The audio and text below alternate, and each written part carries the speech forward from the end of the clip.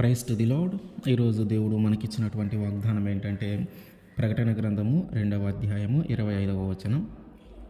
నేను వచ్చు వరకు మీకు కలిగి ఉన్న దానిని గట్టిగా పట్టుకొనుడి. ఆమేన్. కొంతమంది జీవితాలలో ఎలా ఉంటుందంటే, యేసుక్రీస్తు వారిని మనము కలిగి ఉన్నాము గనుక ఆయన ఆజ్ఞను అనుసరించి ఇక నుంచి మనము అబద్ధం ఆడకూడదు, ఇక నుంచి మనము చెడ్డ మాటలు మాట్లాడకూడదు, ఇక నుంచి మనము కోపము తగ్గించుకొని నేను జీవించాలి, ఇక నుంచి నేను తగాదాలకి గొడవలకి వెళ్ళకూడదు, నేను ఒక పాపం చేసేవాడిని లేదా ఒక తప్పు చేసేవాడిని, ఇక నుంచి దాన్ని చేయకూడదు, ఇదిగో నాకు పలానా అలవాటు ఉంది, ఇక దాన్ని వదిలేయాలి, ఇక నుంచి నేను మందిరానికి వెళ్ళాలి, ఇక నుంచి నేను వాక్యము చదవాలి, ఇక నుంచి నేను ప్రార్థన చేయాలి అని మనము కొన్ని నిర్ణయాలు తీసుకొని దేవుని మార్గంలో నడవటానికి ఇష్టపడుతూ ఉంటాం. అంటే ఈ మార్గములలో నడవటానికి, ఈ పనులన్నీ మనం తీసుకున్న నిర్ణయాలన్నింటినీ కొనసాగించటానికి కొన్ని పోరాటాలే చేయాల్సిన పరిస్థితి మన జీవితంలోకి వస్తుంది. అంటే మనము నిలబడాలని ఆశపడుతూ ఉంటాం, మనం గట్టిగా పట్టుకోవాలని ఆశపడుతూ ఉంటాం. కానీ మనకొచ్చే శోధనలు, మనకొచ్చే శ్రమలు, మనకొచ్చే బాధలు, కష్టాలు కొన్నిసార్లు మనల్ని ఆ మార్గంలో నడవకుండా, దాని మీద గట్టిగా నిలబడకుండా మనల్ని పడవేసే పరిస్థితి మన జీవితంలోకి వస్తూ ఉంటాయి. సాతాను ఏం చేస్తూ ఉంటుందంటే, మనము ఎప్పుడైతే అబద్ధం ఆడకూడదు అని ఒక మంచి నిర్ణయం తీసుకొని దేవునికి ఇష్టమైన పనిని చేస్తూ ఆయన మార్గంలో నడుస్తూ ఉంటామో, ఇదిగో అబద్ధమాడే పరిస్థితిని మన జీవితంలోకి అది తీసుకొని వస్తూ ఉంటుంది. మనం ఎప్పుడైతే చెడ్డ మాటలు మాట్లాడకూడదు అని మనము దేవునితో మాట్లాడి నిర్ణయం తీసుకొని ఉంటామో, ఆ మార్గంలో నడవాలని ఇష్టపడుతూ ఉంటామో, ఆ మాటలు మాట్లాడేలాగానే మన స్థితిగతులను సాతాను మారుస్తూ ఉంటుంది. మనం ఎప్పుడైతే కోపం తగ్గించుకోవాలి, తగాదాలకి గొడవలకి మనం వెళ్ళకూడదు అని మనం నిర్ణయం తీసుకుంటామో, ఆ కోపము పెరిగేలాగా, తగాదాలకు ఆడేలాగా, గొడవలు ఆడేలాగా సాతాను మన చుట్టూ ఉన్న పరిస్థితులను మారుస్తూ ఉంటుంది. అందుకని దేవుడు ఏమంటున్నాడు, నువ్వు ఏదైతే కలిగి ఉన్నావో దానిని నేను వచ్చే వరకు నువ్వు గట్టిగా పట్టుకొని ఉండు. అంటే ఏంటి? నువ్వు అబద్ధం ఆడకూడదని నిర్ణయం తీసుకున్నావా? అబద్ధం ఆడకుండా ఉండు. ఎప్పటిదాకా? నేను తిరిగి వచ్చేదాకా. చెడ్డ మాటలు మాట్లాడకూడదని ఒక నిర్ణయం తీసుకున్నావా? దాన్ని గట్టిగా పట్టుకొని ఉండు. అట్లాగే కోపము తగ్గించుకొని జీవించాలనుకున్నావా? దాన్ని గట్టిగా పట్టుకొని ఉండు. తప్పు చేయకూడదు, పాపం చేయకూడదని నిర్ణయం తీసుకున్నావా? దాన్ని పట్టుకొని గట్టిగా ఉండు. పలానా అలవాటు నేను మానుకోవాలనుకున్నామా? దాన్ని పట్టుకొని గట్టిగా మనము ఉండాలి. ఎప్పటికంటే ఆయన రెండవసారి మన దగ్గరకు వచ్చేవారు. కానీ ఈలోపు సాతాను ఊరుకుంటుందా? మనము దేవుని మార్గంలో నడుస్తూ ఉంటే దానికి ఎక్కడ లేని కోపము, ఎక్కడ లేని ఈర్ష్య దానికి కలుగుతూ ఉంటుంది. అందుకని అదేం చేస్తూ ఉంటుంది? మనల్ని మన చుట్టూ ఉన్న పరిస్థితులను మారుస్తూ ఉంటుంది, మన స్థితిగతులను మారుస్తూ ఉంటుంది. కొన్నిసార్లు మన మీదకి అవమానాలు, నిందలు, మనం చేయని వాటిని కూడా మన మీదకి తీసుకొని వస్తుంది. మనకి శోధనలు, శ్రమలు కలిగిస్తూ ఉంటుంది. ప్రశాంతమైన జీవితాన్ని మనకి ఇవ్వదు. ఇదిగో ఇప్పుడు కన్నా నువ్వు అబద్ధం ఆడకపోతే నీ ప్రాణం పోయే పరిస్థితి వస్తుంది. నీ జీవితంలో కన్నటువంటి స్థితిగతులను, పరిస్థితులను మనకు ఏర్పాటు చేస్తుంది. అప్పుడు మనం ఏం చేస్తూ ఉంటామంటే, సహజంగా సాతానికి లొంగిపోతూ ఉంటాం. దాని యొక్క ప్లాన్లో మనము పడిపోతూ ఉంటాం. కానీ దేవుడు అంటూ ఉన్నాడు, నువ్వు ఏదైతే కలిగి ఉన్నావో అది నమ్మకంగా పట్టుకొని ఉండు, గట్టిగా దానిలో నిలబడి ఉండు. మనము క్రీస్తును కలిగి ఉన్నాం కాబట్టి ఆయనని గట్టిగా పట్టుకొని ఉండాలి. ఆయన ఆజ్ఞలు ఏవైతే ఉన్నాయో వాటిని గట్టిగా మనము పట్టుకొని ఉండాలి. మనము దేవుని ఆజ్ఞను మీరుటకు భయపడుతూ ఉండాలి. దేవుడు ఆజ్ఞ ఇచ్చాడు, ఇదిగో నువ్వు ఇది చూడొద్దు, ఇదిగో నువ్వు ఇది చేయొద్దు, ఇదిగో నువ్వు ఇది తినొద్దు, ఇదిగో నువ్వు ఇది మాట్లాడవద్దు అని దేవుడు మనకి కొన్ని ఇచ్చి ఉన్నాడు. ఇప్పుడు మనము ఆ ఆజ్ఞను మీరటానికి మనము భయపడుతూ ఉండాలి. దాన్ని మీరకూడదు, దాన్ని తొలగేసి పోకూడదు. సాతానికి లోబడిపోయి దేవుడు చూడొద్దనేది చూస్తూ, మాట్లాడొద్దనేది మాట్లాడుతూ, తినొద్దనేది తింటూ, చేయొద్దనేది చేస్తూ ఉంటే మనము సాధారణ సంబంధాలుగా మారిపోయి మనము నరకానికి అప్పగించబడతాం. 1వ రాజుల గ్రంథము 13వ అధ్యాయము 8వ వచనం.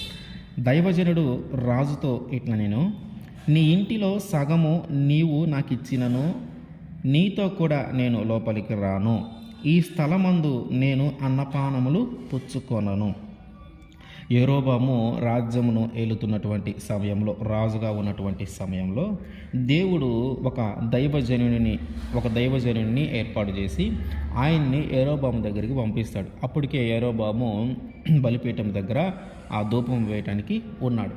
ఆ బలిపీఠం దగ్గర ధూపం వేయటానికి ఉండి ఆయన చేసిన తప్పులను ఎత్తి చూపిస్తూ ఉన్న సమయంలో ఆయనకు కోపం వచ్చింది యెరోబాముకి ఆ దైవజనుడి మీద కోపం వచ్చి అంటే దైవజనుడు మాట్లాడుతూ ఉన్న మాటలకి యెరోబాముకి కోపం వచ్చింది. ఆ యెరోబాము దైవజనుడు పట్టుకోవాలని చెయ్యి చాచగానే ఆ చెయ్యి అంతా ఎండిపోయింది. ఒక పక్షవాతం వచ్చింది, దానిలాగే కథల వెనక్కి కూడా తీసుకోలేకపోతూ ఉన్నాడు. వెంటనే ఆయనకు అర్థమైంది ఇది దేవుని ద్వారా జరుగుతుంది అని. ఆయన అంటూ ఉన్నాడు, అయ్యా దైవజనుడిని, అయ్యా ఈ చెయ్యి మళ్ళీ వచ్చేలాగా దేవునికి ప్రార్థించి మళ్ళీ నా చెయ్యి మామూలుగా వచ్చేలాగా దేవుడిని అడుగయ్యా అంటే దైవజనుడు మళ్ళీ దేవునికి ప్రార్థన చేస్తే దేవుడు తిరిగి ఆ చెయ్యిని మళ్ళీ చక్కగా ఇచ్చాడు. అయితే ఇప్పుడు రాజు ఏమంటున్నాడంటే, మంచి జరిగింది కదా, నా చెయ్యి బాగు చేసావు కదా, ఇదిగో మా ఇంటికి రా, నీకు విశ్రాంతి తీసుకుంది కానీ మంచి భోజనం ఏర్పాటు చేస్తాను, తిని కొంచెం ప్రశాంతంగా ఉండి తర్వాత వెళ్ళొచ్చు అని. ఇప్పుడు దైవజనుడు అంటున్నాడు, నీవు బేతేలుకి వెళ్ళినప్పుడు అక్కడ నువ్వు అన్నపానములు ముట్టుకొనవద్దు, అట్లాగే నువ్వు వెళ్ళిన ఏ మార్గం అయితే ఉందో తిరిగి ఆ మార్గంలో రావద్దు, వేరొక మార్గంలో తిరిగి నీ ప్రదేశానికి రా అని. ఇప్పుడు రాజు అడుగుతూ ఉంటే ఈయన అంటా ఉన్నాడు దైవజనుడు, నీ ఆస్తిలో అంటే నీ దగ్గర ఏదైతే నువ్వు కలిగి ఉన్నా దాంట్లో నువ్వు నాకు సగం ఇచ్చినా కూడా నేను నీతో పాటు రాను. ఎందుకు? అక్కడ వండొద్దు అని దేవుడు చెప్పాడు, అక్కడ తినొద్దని దేవుడు చెప్పాడు. ఆ మాట ప్రకారము రాజుకున్న దాంట్లో సగం ఇచ్చినా కూడా నేను నీతో పాటు రాను. ఎందుకంటే నా దేవుడు నాకు చెప్పాడు ఏమని, నువ్వు అక్కడ నువ్వు నివసించొద్దని, అక్కడ అన్నపానములు పుచ్చుకొనవద్దని, అట్లాగే నువ్వు వచ్చిన దారిలో వెళ్ళొద్దని ఆయన నాకు చెప్పినాడు కాబట్టి నేను రాను అన్నాడు. సరే రాడు అని చెప్పి ఆయన అక్కడ ఉండకుండా నివాసం చేయకుండా వెళ్ళిపోతూ ఉంటే ఒక మస్తకి వృక్షం కింద కూర్చొని ఉంటే ఆ బేతేలులో ఉన్నటువంటి ఒక ముసలి ప్రవక్త వాళ్ళ కొడుకు అదంతా జరిగింది ఆ ముసలి ప్రవక్తకి చెప్తే ఆ ముసలి ప్రవక్త ఏం చేశాడంటే ఆయన ఏ దారిలో వెళ్ళాడో కనుక్కొని అక్కడికి వెళ్ళి, అయ్యా మా ఇంటికి రండి, భోజనం చేసి ఈరోజు ప్రశాంతంగా రెస్ట్ తీసుకొని రేపు వెళ్దుగానంటే మళ్ళీ ఇందాక రాజుకి ఏదైతే చెప్పాడో అదే చెప్తూ ఉన్నాడు. ఏమని? నేను ఇక్కడ అన్నపానములు ముట్టుకొనను, నేను ఇక్కడ నివసించను, నేను తిరిగి నా దేశానికి వెళ్ళిపోతాను అని.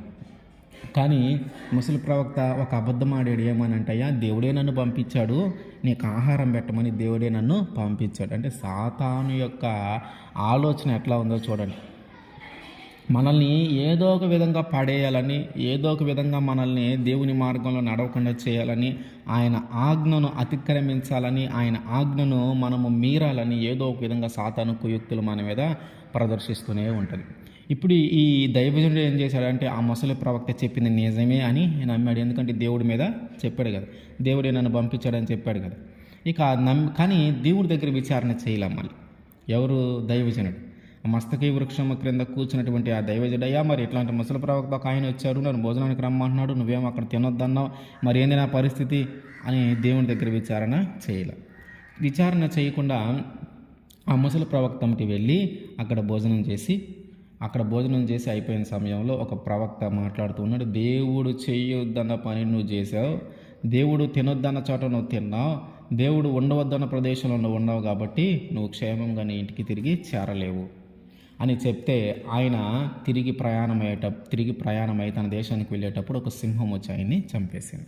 అంటే మొదట గట్టిగానే ఉన్నాం, మనం ఏదైతే దేవుని కోసం ఒక నిర్ణయం తీసుకున్నామో ఆ విషయంలో గట్టిగానే ఉన్నాం. రాజు అడిగితేనే నేను రాను పో అన్నాడు, నువ్వు నీ ఆస్తిలో సగం ఇచ్చినా కూడా నేను నీతో పాటు రాను, నేను తిననంటే తినను అన్నాడు.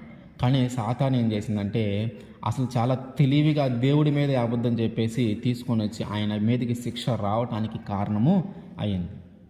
ఆయన చనిపోవటానికి కారణం ఏంటి? తిరిగి వెనక్కి వచ్చి భోజనం చేయటం. మరి ఎవరు చెప్పారంటే దేవుడే చెప్పాడని అబద్ధం ఆడిచ్చి సాతాను వెనక్కి తీసుకొని వచ్చింది. అంటే మనము దేవుని విషయంలో గట్టిగానే నిలబడతాం. మనం అబద్ధం ఆడకూడదంటే అబద్ధం ఆడం, అంతే. మనము చెడ్డ మాటలు మాట్లాడకూడదంటే చెడ్డ మాటలు మాట్లాడడం, కోపం తగ్గించుకుంటామంటే కోపం తగ్గించుకుంటాం, గొడవలకి తగాదాలకు పోకూడదు అనుకుంటే పోకుండా నిలబడతాం. ఇదిగో నాకు పలానా అలవాటు ఉంది, దాన్ని మానుకోవాలనుకుంటే మానుకుంటాం. కానీ సాతాను ఏం చేస్తూ ఉంటుందంటే, ఏం కాదు చెయ్యి, ఇదిగో ఈ మార్గంలో చెయ్యి, ఇది చేస్తే తప్పు కాదు, ఎట్లా వెళ్తే తప్పు కాదు, ఎట్లా చూస్తే తప్పు కాదు, ఎట్లా చేస్తే ఏదో ఒక విధంగా మనల్ని తిరిగి ఆ పాపంలో పడిపోయేలాగా చేస్తుంది. అంటే మనం దేవుని మార్గంలో నడవాలని ఇష్టపడుతూ ఉన్నాం, ఆయన్ని పట్టుకొని జీవించాలని మనం ఇష్టపడుతూ ఉన్నాం, ఆయన మార్గాలను అనుసరించి నడవాలని ఇష్టపడుతూ ఉన్నాం. కానీ సాతాను ఏం చేస్తూ ఉంటుందంటే దానిలో నడవకుండా దేవునికి దూరంగా వెళ్ళేలాగా, దేవునికి ఇష్టం లేని మార్గంలో, ఒక చెడ్డ మార్గంలో మనల్ని నడిపించడానికి ప్రయత్నం చేస్తూ ఉంటుంది. కాబట్టి దేవుడు ఏమంటూ ఉన్నాడంటే, నేను వచ్చు వరకు నువ్వు కలిగి ఉన్న దానిని గట్టిగా పట్టుకొనుము. సాతాను నీ మీదకి శ్రమలు తేవచ్చు, నీ మీదకి బాధలు తేవచ్చు, నీ మీదకి నిందలు తేవచ్చు, నీ మీదకి అవమానాలు తేవచ్చు, నీతో అబద్ధం ఆడవచ్చు, నీ బాధ్యతలు నెరవేర్చడంలో కొన్నిసార్లు నిన్ను ఇబ్బంది కలిగించవచ్చు, నీవు జీవించడానికి కొన్నిసార్లు ఇబ్బంది కలిగించవచ్చు, కొన్నిసార్లు నీ ప్రాణాల మీదకి కూడా తీసుకొని వస్తుంది. అయినా సరే నువ్వు ఏదైతే నమ్మి ఉన్నావో, ఏదైతే విశ్వాసం కలిగి ఉన్నావో, ఏ దేవుడినైతే కలిగి ఉన్నావో ఆయన్ని గట్టిగా పట్టుకో. నువ్వు ఏదైతే నమ్ముతూ ఉన్నావో దాన్నే గట్టిగా పట్టుకో, ఏదైతే విశ్వసిస్తూ ఉన్నావో దాన్నే గట్టిగా పట్టుకో. అది నీ చుట్టూ ఎన్ని ప్రయోగాలైనా చేయని నువ్వు మాత్రము పడిపోవద్దు. నువ్వు ఏదైతే కలిగి ఉన్నావో దానిని గట్టిగా పట్టుకో, నేను వచ్చే వరకు. ఆమేన్.